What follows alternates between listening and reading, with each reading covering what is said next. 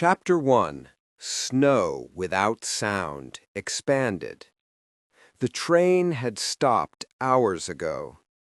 Glenfinnan Station lay under a thick blanket of snow, silent, frozen, almost unreal. The peeling sign above the door whispered its name, Glenfinnan, blue paint faded to ghostly gray. Elara Mackenzie stepped into the waiting room, dragging her suitcase. The air smelled of peat smoke, damp wool, and scorched cocoa, faint and comforting. The fire sputtered in the hearth, sending soft sparks into the dim room.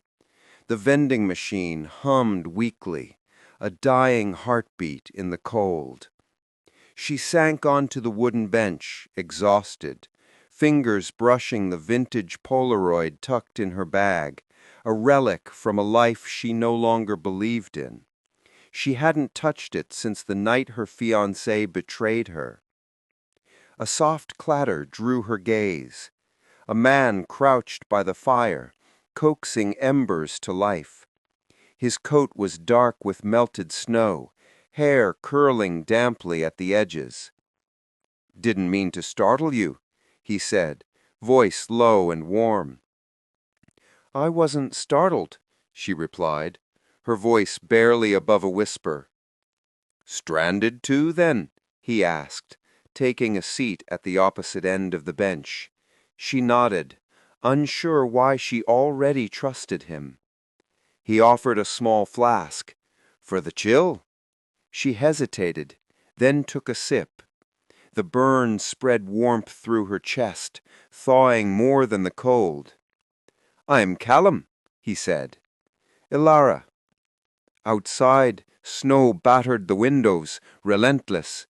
Inside, they shared silence and a faint, unspoken promise of warmth. Chapter 2. The Man by the Fire. Expanded. The storm thickened, wind sweeping snow in wild spirals. Inside, the fire crackled, shadows flickering across worn stone walls. Elara watched Callum sketch in his leather-bound journal, every stroke deliberate, intimate. "Why here?" she asked, curiosity tinged with something softer. "Missed my connection. Was meant to scatter my grand's ashes at a loch. Storm had other plans." "I'm sorry," she murmured. He shrugged lightly. "She'd have wanted me to wait. Said there's a time for everything, even departures." Something in his tone made her chest tighten, a pang of shared loneliness. "I used to photograph weddings, smiles so wide they almost hurt. I don't believe in them anymore." Callum didn't flinch. "Maybe you've just stopped photographing for the wrong people." A small smile tugged at her lips. They drank the last of his whiskey. Silence stretched comfortably, broken only by snow thumping against the windows. "You should sit closer," he said softly. She moved nearer, feeling the warmth of the fire, and, unexpectedly, of him. The storm raged outside, but inside, the quiet connection between them began to thaw what had been frozen in her heart for months. Chapter 3. Maps and Memories. Expanded. Callum opened his journal. Maps of hidden lochs, forgotten glens, and winding streams filled the pages. Tiny letters and sketches lined the margins. "These are real?" Elara asked. "Aye," he said. "Places people stop noticing." She traced a finger over mountains and rivers, longing she couldn't name stirring inside her. He glanced at her. "We all leave things behind, sometimes without realizing it." "I left a life, a love, a wedding I'll never photograph," she whispered. He smiled faintly. "Then maybe tonight we leave nothing behind. Not this moment, anyway." They sipped the whiskey, listened to the storm, and let the quiet wrap around them like a soft cloak. Chapter 4. The Storm Grows Teeth. Expanded. The wind screamed against the windows, rattling the old wood. Snow pressed heavy, relentless, shaping the station into a tiny island of warmth and light. The overhead lights flickered, then died, plunging the room into near darkness. Callum struck a match, the small flame trembling before he lit a candle. Its glow was fragile but defiant, casting long, warm shadows on the walls. Elara wrapped her coat tightly, feeling the chill creep along her spine. "This storm will never end," she murmured. "Perhaps," Callum said, "or perhaps we only notice it more when there's no escape." He moved to the fire, adding a log. The flames responded reluctantly, crackling as they reached upward. The firelight glinted off his hair, warming the planes of his face.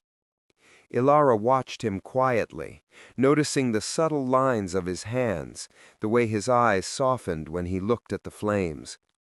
She felt a strange closeness, like two people who had been wandering separate paths and found themselves stranded together by chance. She shivered, partly from the cold, partly from something she couldn't name. Callum noticed and offered her his scarf.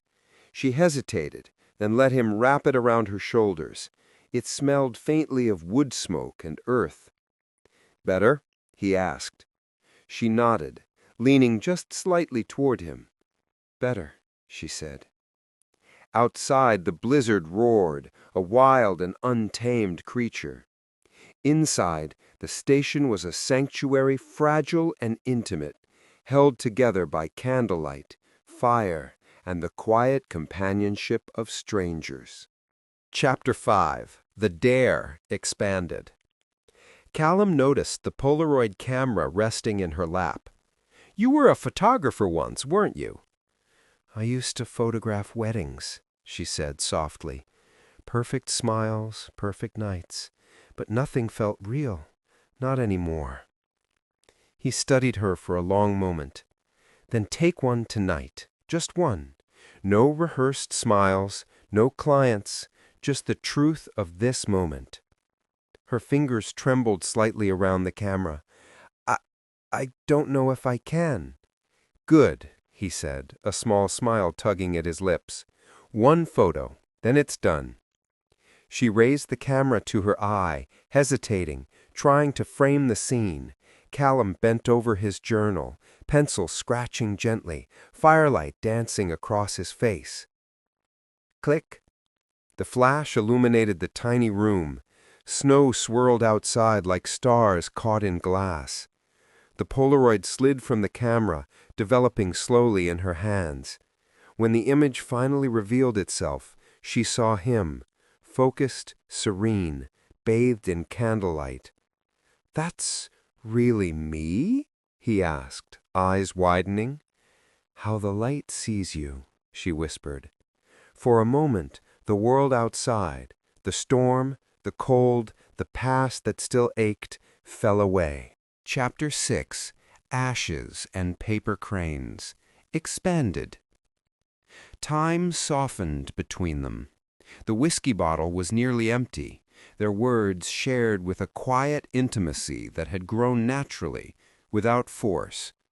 Elara spoke of betrayal, of heartbreak, of nights when she felt she'd never warm again. Callum shared his own losses, his grandmother, the missed lock, the tiny regrets that lingered in the corners of memory. Then, with careful fingers, he tore a small piece of paper from his journal. He folded it meticulously, forming a delicate paper crane. "For luck," he said, holding it out to her, "or direction." Their fingers brushed. A spark, subtle but undeniable, passed between them. The snow outside began to slow, drifting lazily now instead of battering the station. The fire hissed quietly, casting long, gentle shadows. Elara rested her head on his shoulder. For the first time in weeks, the ache inside her chest softened, almost melting away. "I've forgotten what it feels like to not be alone," she murmured. Callum squeezed her hand gently. "You're not alone now." The storm raged far outside, but here, in this small room, something fragile and real had taken root. Chapter 7. Dreams of Water and Light. Expanded. Half asleep by the fire, Elara's thoughts drifted, blending memory and longing. She imagined the loch he had spoken of, winter light reflecting on its dark surface, the smell of wet pine and earth. She remembered her grandmother's hands, rough but warm, guiding her along rocky paths, pointing toward hidden streams and secret beaches. Callum sketched quietly beside her, murmuring directions to places he claimed no one else remembered. Her pulse slowed as she watched him. There was an ease, a quiet confidence in his movements that drew her in. She imagined following him, stepping over snow-laden rocks, crossing streams, finding the hidden beauty of the world.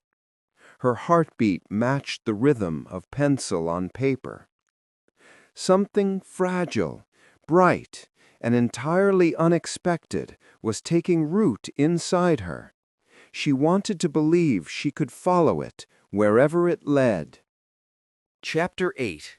The Kiss Before the Horn. Expanded. Dawn came pale and soft, brushing gold across the snow-laden landscape. The storm had passed, leaving everything sparkling, silent, pristine. A distant whistle called from the tracks. The morning train would arrive soon. Callum stood by the window, journal closed, watching the steam rise from the rails. "Train's nearly here," he said softly. Elara stepped closer, her heart hammered. "Or maybe I don't want to leave," she admitted. He turned to her, eyes soft but steady. "Then stay. Help me find the lock." The train hissed, a low, rolling sound, but neither moved. Time seemed to stretch, suspended in the quiet aftermath of the storm. She kissed him, just once, soft, certain, inevitable. Their foreheads touched. The world outside, snow, wind, the frozen landscape had passed, but the fire between them remained, unextinguished, alive. Chapter 9. The Polaroid Expanded. Hours later, the station was empty. The fire had burned to ash, candle wax pooled on the stone floor. Snow drifted softly through cracks in the walls. On the bench lay a single Polaroid, Callum by the firelight, candle flickering, snow swirling like stars beyond the window. On the back, written in delicate pencil, "The map begins here." Somewhere, far beyond the mountains, a loch waited, and the choice to stay or go, to follow the train or follow her heart, remained hers, still unknown. The snow outside glittered like crushed glass. The world was quiet, and in that stillness, anything felt possible.